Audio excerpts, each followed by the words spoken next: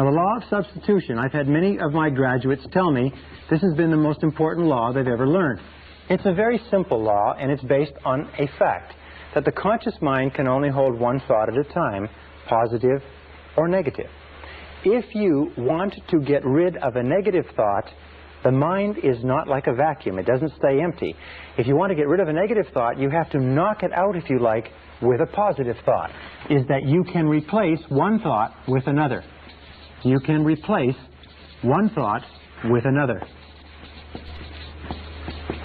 And if you do that consistently, and if you replace any negative thought, any fear thought, any anxiety thought, any self-limiting thought, any negative expectations, anything that's holding you back, any fear of failure, lack, poverty, rejection, loss, or anything else, if you replace it with a desire thought, and this is the key, fear versus desire.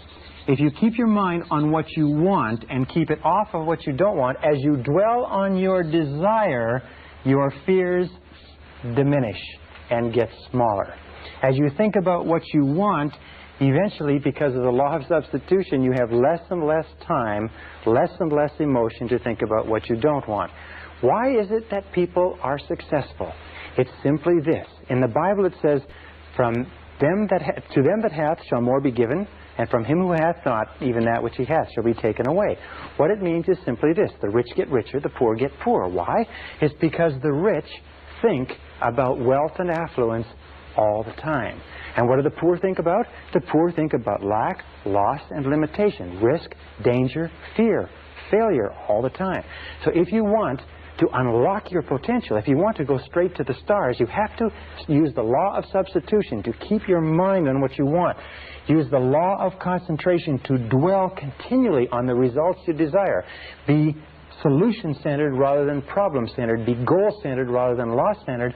And the law of subconscious activity will begin to adjust your words, your actions, your feelings, your emotions, and everything to the point where you will draw into your life the people and circumstances that will harmonize with it. Now, what's the most powerful thing you can do? It's very simply this. Success begins with taking purposeful, systematic control of the content of your conscious mind. Purposeful, systematic control of the content of your conscious mind. Everything comes back to the law of control, as we talked about at the very beginning. Purposeful, systematic control is best taken by saying over and over again, I like myself. I like myself. I like myself. I like myself. When you repeat, I like myself, or better, I love myself over and over again, you drive this thought into the subconscious mind. More and more you think of yourself in positive terms.